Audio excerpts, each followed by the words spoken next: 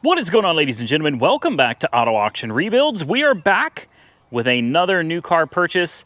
I gotta stop buying these things. I know better. The SL600 should have taught me a lesson, but instead I went and I spent even more money on yet another Mercedes. I'd like to introduce you to my 2014 Mercedes S550. This is the W222 chassis, and I believe it's a 4.7 liter twin turbo V8 with a 7-speed automatic transmission.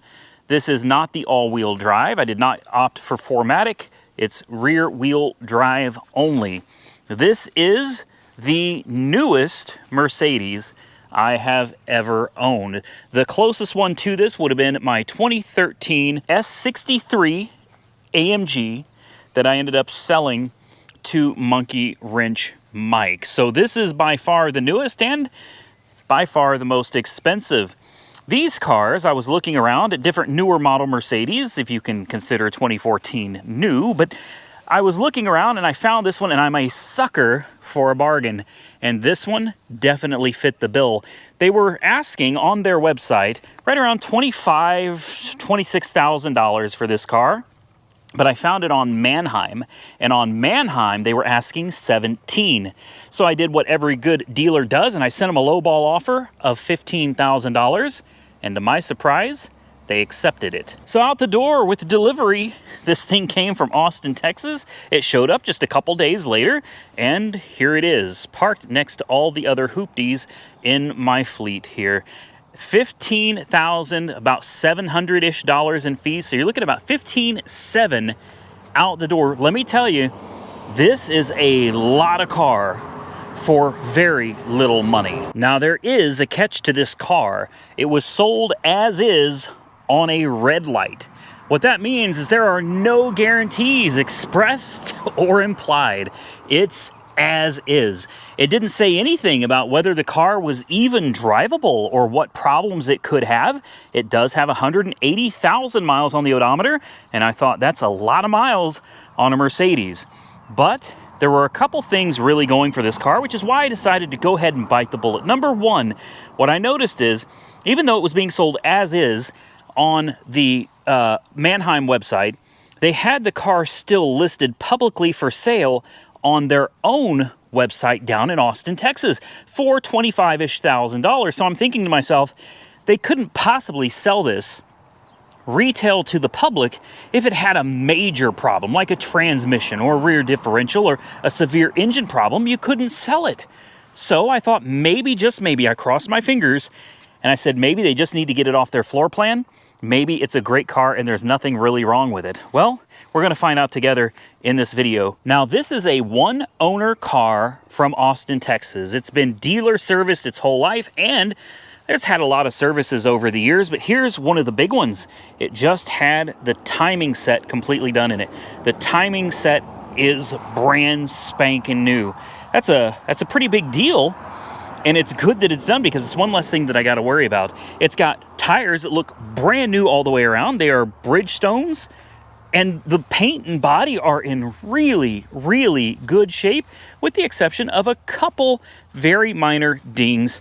There's one right here with a little scrape, and this one over here annoys me a little bit more, but for as cheap as the car was, I can look over it. There are some superficial scrapes here, and there's a lot of swirls throughout the paint. This I will probably send down to Brian at the Auto Spa for a proper paint correction, because I think almost all of it will come right up. But if I close this door, hopefully you can see I kind of cleaned it up here for you. But right here, there's a piece where the paint has come off, and there's this weird something happened there. I don't know what it is, and just a tad bit on this door. It's not a big deal, but it's definitely worth noting. And then right here, I was worried that this was a big scratch. It's not. It's just something on the door. It comes right off. The only other body damage that I've been able to find on this car is right here. It's got a nice little scuff, something rubbed up against it. Obviously, that's below the paint.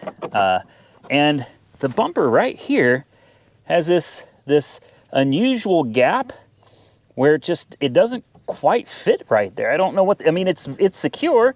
You can grab on it, pull it. It's not going to come off. It's just, you know, but again, It's a 2014. It's a one owner with no accidents, clean Carfax report, clean title, all that good stuff. So why don't we go past the looking at the body and let's take a quick look at the interior. This has the upgraded Burmeister stereo system, and boy is it nice. This thing is really, really nice. I'll have to show you the mood lighting. It's got some beautiful accent lighting throughout. The seats are like nothing I have ever experienced before in my life. They are heated, they are air conditioned, they are massaging, and they're also dynamic. When I say dynamic, I mean when you hit corners, the bolsters grab you. It's like a hand, depending on which direction the car is leaning. One of the bolsters reaches out and kind of just grabs you and holds you in place so you don't go sliding or leaning around the car. This thing has more features and options than I could probably ever be able to learn, and definitely more than I could ever tell you about. It has, of course, Distronic Plus Cruise. It's got Pre-Stop Plus. It's got just about everything, guys. It does not have the 360-degree cameras, but it can drive for you. And I believe this was one of the first cars on the market that could actually drive. It has lane keep assist and steering. It can steer for you while you're going down the road. Lots of room, super comfortable. And the back seats are even better. I mean, you've got so much stuff to do back here, guys. And this car is not highly optioned. It's a pretty basic model.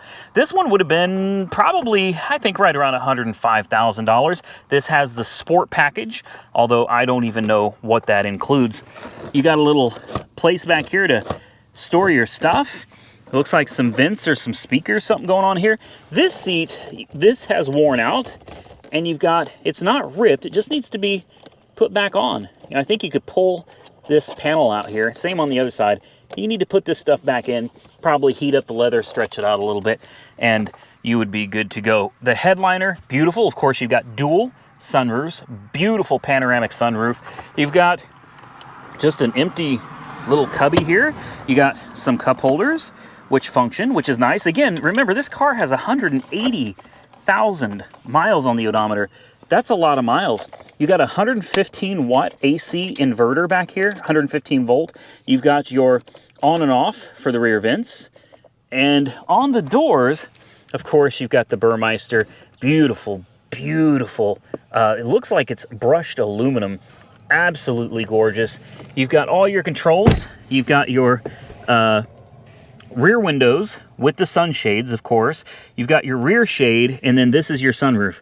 You can control your sunroof, your rear privacy shade, which is back there, and the shades in these doors come out when you push the button. I'll show you that later. You've also got a dedicated air conditioning heating vent right there as well. This back seat is a nice place to be. This car is fully LED. There are no light bulbs, no incandescent bulbs in this car at all. Both of the screens up front, I think, are like 12.1 inch screens. Beautiful screens. And again, I know by today's standards, that's not very impressive, but I'm here to tell you, this is a 2014. All right, it's not a 2022. It's a 2014. And coming from the 2013 S63 AMG that I had, this car is leaps and bounds above and beyond anything that car could have ever dreamed of being. This thing is absolutely beautiful, and I'm in love with it. And I know better because these cars, this one, for example, the SL600, they remind you how dangerous these cars can really be. So do things like the Range Rover over here. We'll be back to all of this stuff at another time. But now that we've kind of given you a quick tour of the car, I think the only thing we can do now is hop inside so you can see those screens. Let's close all of this up. Oh, before I forget, the fuel economy on this. This is a big car. It's bigger than the previous generation, but it's all aluminum. The whole car, roof, everything, it's all aluminum, which makes it lighter. This car is able to get 25-ish miles a gallon on the highway. 25 miles a gallon on the highway. That is pretty impressive. I think right now I'm getting about 25.6, 25.7 miles per gallon average. That is super impressive. So I'm gonna get in. Of course, don't forget your key because it thinks we're leaving. We'll close the door And look at this, guys. Let's fire it up. Let's turn the radio down there. Absolutely beautiful. Connected to iPhone 5. All right. You've got 25.2 is the current average miles per gallon. Now, what I want you to notice, from the very beginning, we start this car, no warning lights came on the dash. I didn't have to sit here and push the OK button. Nothing.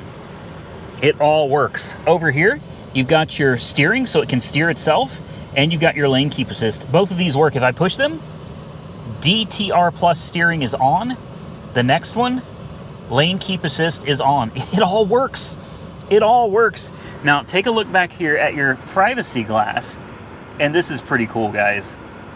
Oh, yeah. And how about over here? Look at this. Tell me this is not. Yeah. And the last one. You need privacy? Hey, this car has got you covered, man. It is dark as hell in here right now. It's a beautiful, beautiful place to be.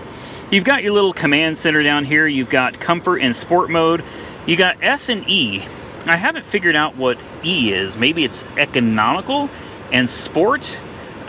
Maybe it's like comfort steering. I don't know. I know that this is obviously for the suspension, but I don't know exactly what this one is.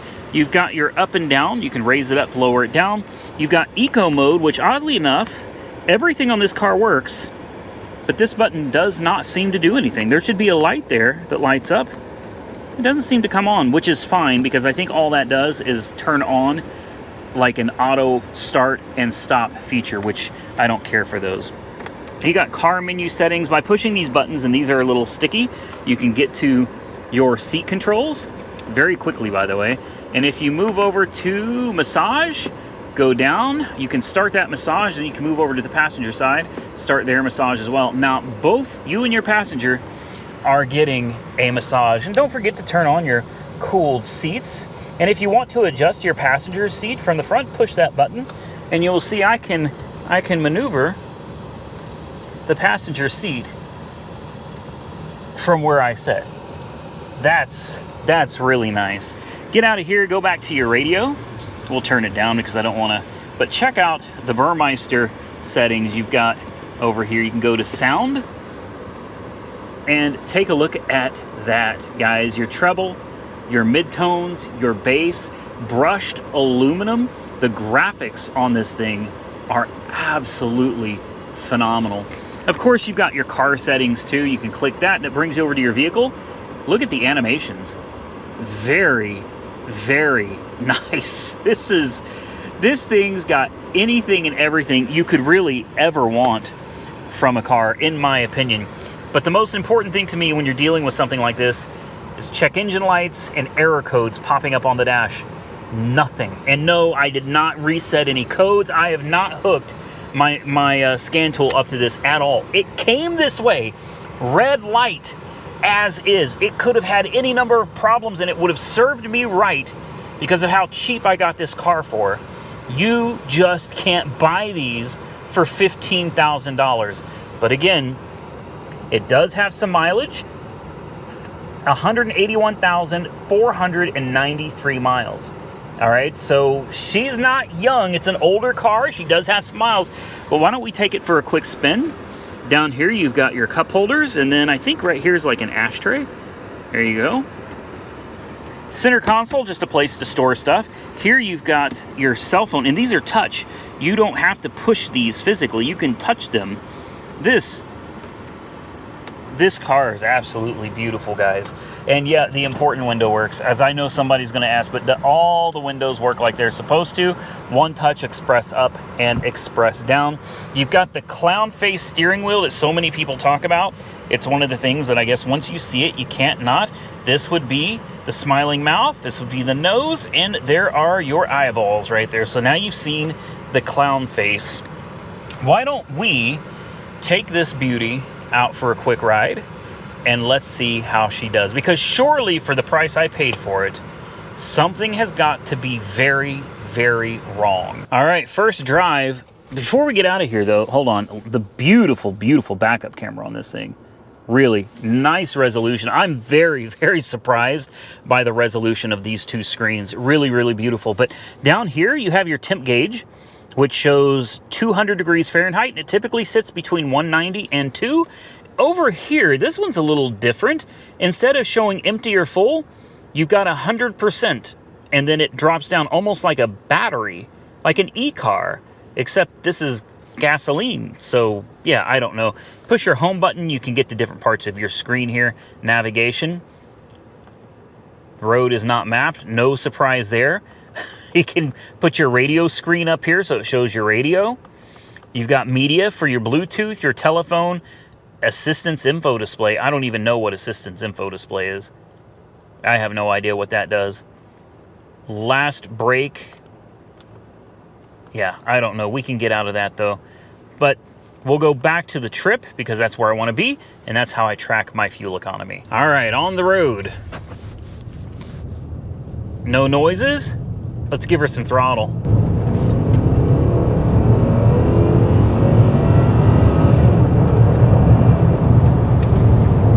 Quiet. Quiet like a church mouse, man. I mean, super quiet and super comfortable. Now, I've said for a long time, one of the things that really scares me about these European cars are their suspensions. They're super overly complicated and over-engineered hydraulic and air suspensions. Now, I am 99.9% certain that this particular car has the Airmatic system, which I will take any day, every day, over a tandem pump hydraulic ABC system. I really, really dislike those. But here's what's interesting. This has an intelligent suspension. That's right, intelligent. If you look up here, there's a big hump in the middle of your windshield. Well, that has a lot of sensors in it and cameras. Well, one of the things that hump is doing is it is actually looking something like 40 feet ahead of where I'm driving. That's right. It can predict and adapt to the road conditions before you ever get there.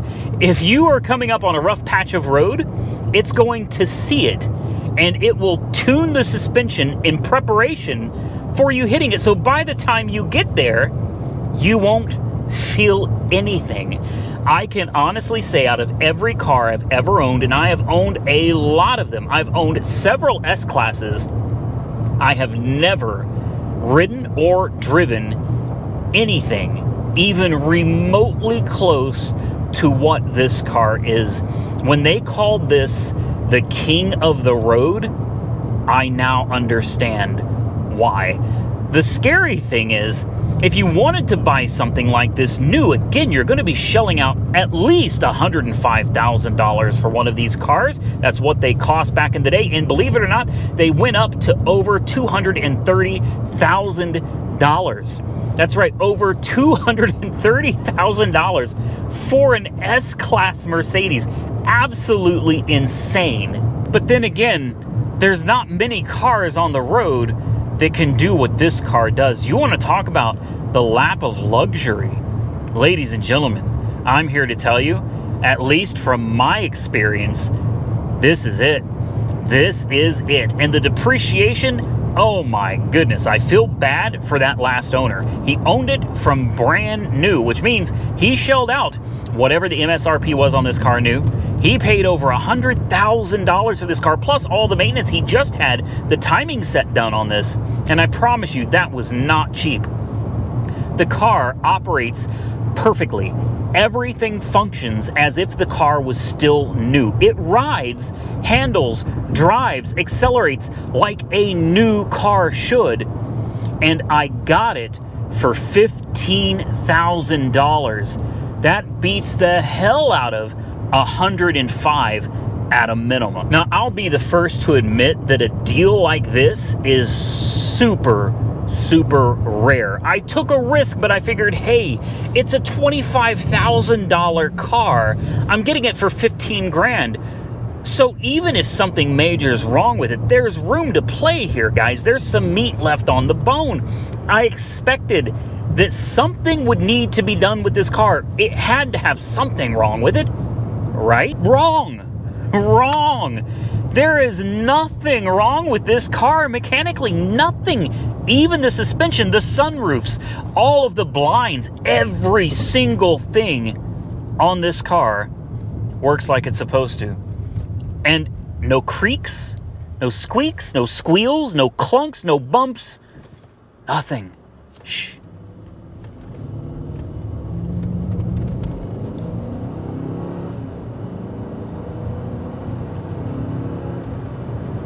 Just a quiet, refined, sophisticated car. Well, now that I've been stomping on it for you guys, we've got our fuel economy numbers down to 23. Oh my goodness, 23 miles a gallon. And we're hitting it and just really smashing on the girl. 23 miles a gallon from a twin turbo V8. I'll take that any day of the week. Any day of the week. I love this car. I really do. It scares me because I know that a catastrophe could be a moment away, a mile away from something catastrophic happening.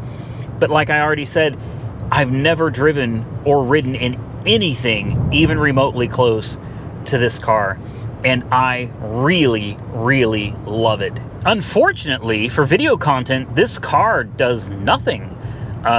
It needs cleaned up very badly. It's really dirty, and that's how it came to me. It arrived very, very dirty. So she needs a really good cleaning. We can definitely do that. We can do that in a video. We'll make this car look as good as we can, and then I'll probably go ahead and send it down to Brian at the auto spa and let him do a proper paint correction and really bring back the interior, make everything shine and look absolutely beautiful again. But aside from cleaning it up mechanically, there's nothing to do. It just needs a good cleaning and then continue driving it and enjoying it. And by the way, I fully intend on driving this car a lot and enjoying it. Well, as most of you know, I typically drive... Look, I just drove over a big pothole and I didn't even feel it. And now I'm going down this really bad dirt road at 25 miles an hour, almost 30. I'm going almost 30. Now I'm going 30 on a gravel road. And listen how quiet this car is. It really blows my mind. It blows my mind how comfortable and refined the interior of this car is. Absolutely beautiful. So like I was saying, I typically only take these cars on a 10-mile ride. We go 5 miles to a stop sign and then we turn around. I passed that stop sign a long time ago, guys, and I just kept driving. I do love all different kinds of cars. You guys know that. I mean, I've brought home some real buckets, and occasionally I bring home some really nice toys to show you guys. I'm here to tell you, though, this one, it's totally different than anything I've ever had before. Granted, it's a little bougie, I guess, because, you know, it's a big body S-Class Mercedes, but I like it. I like it. I think the styling is just on point with this. It is a beautiful car inside and out. And it doesn't just look the part. It drives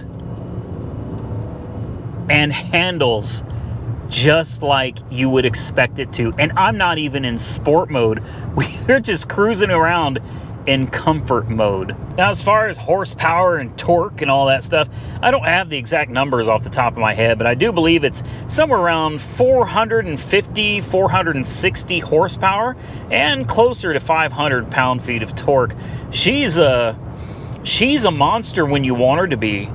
You know that old saying, you want a lady in the streets and a freak in the bed?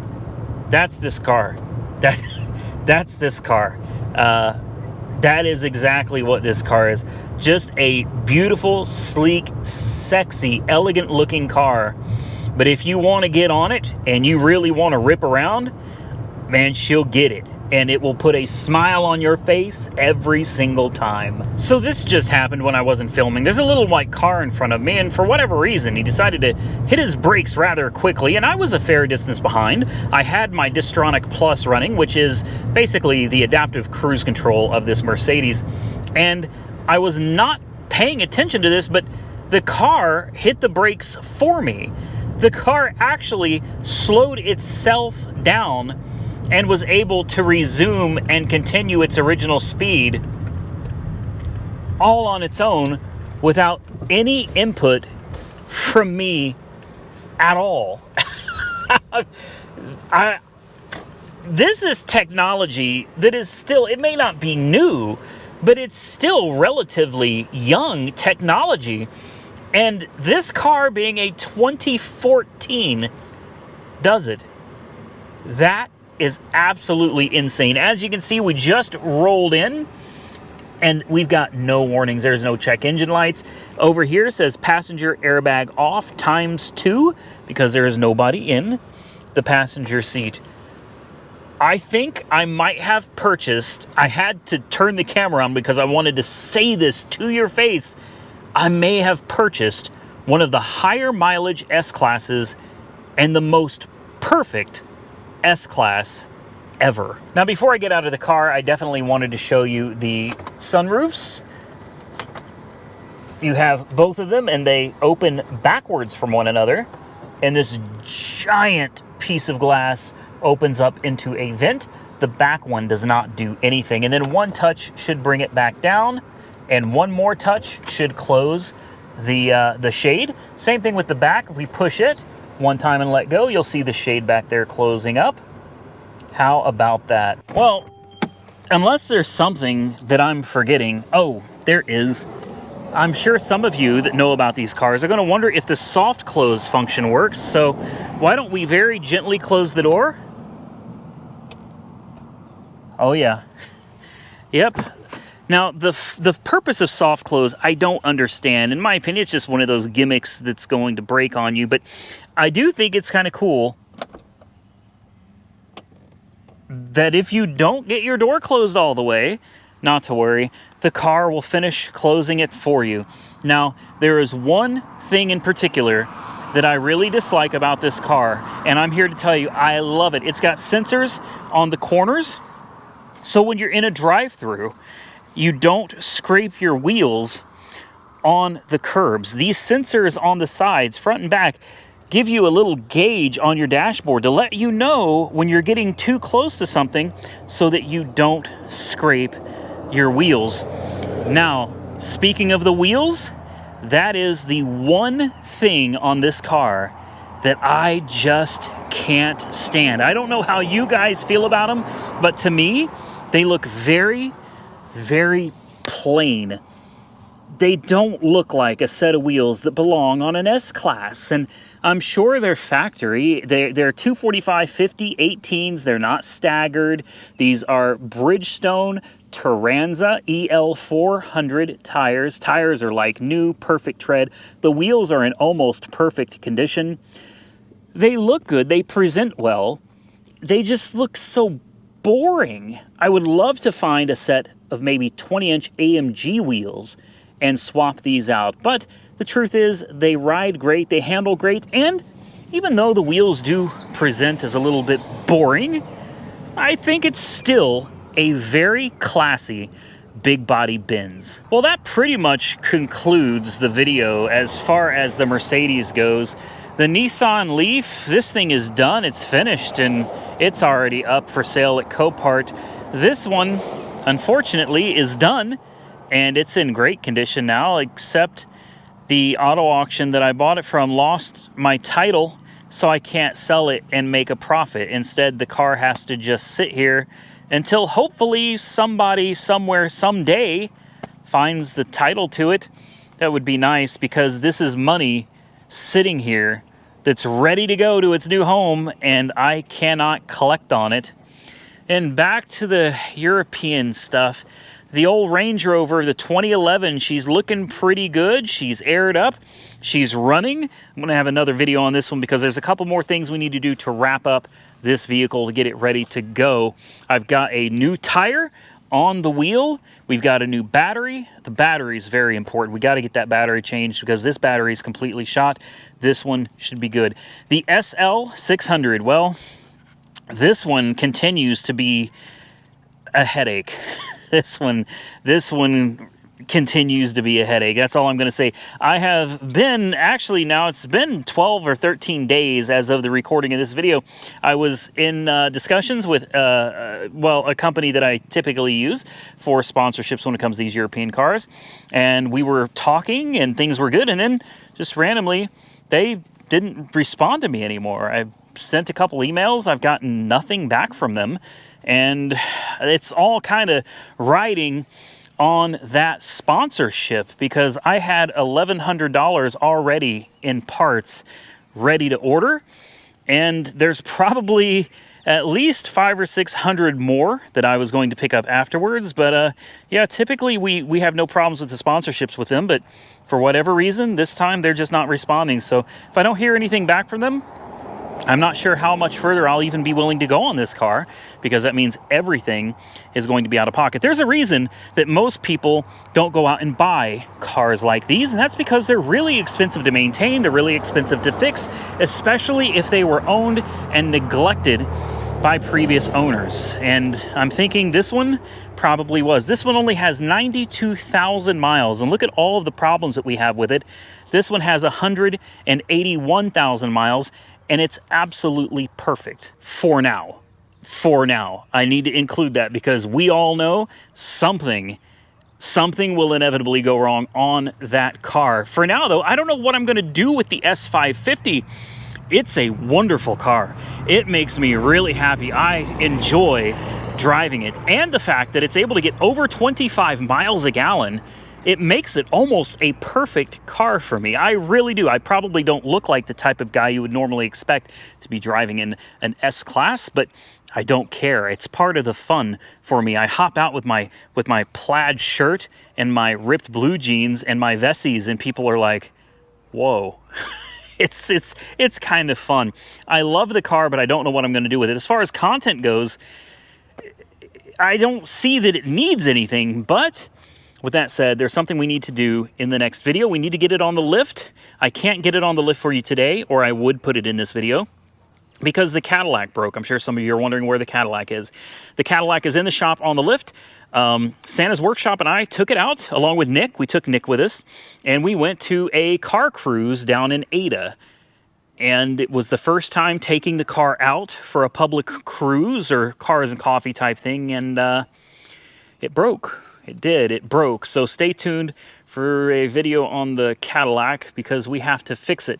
I'm thinking about sending the 65 Cadillac down the road. It might end up at Copart soon once I fix it. Of course, I'm not going to send it broken, because I have found a 1940 Chevrolet that I really, really, really want. Stay tuned for that. So what I'm trying to say is there's a lot going on, but as far as the S550, I don't even know if it makes any sense to do any more videos on it, because I can't find anything wrong with it. But we get it on the lift, maybe it'll have an oil leak or something, and we'll need to figure that out, address it, make sure there's nothing obvious underneath that's going to be problematic. Aside from that, and cleaning it up, I don't think there's much more to do to it. Fingers crossed. So if you enjoyed today's video, do me a favor, hit that thumbs up button and drop those comments down below. Also, consider subscribing to the channel. I truly appreciate it. Until next time, stay safe out there, everybody. I look forward to seeing you all again very soon in the next one.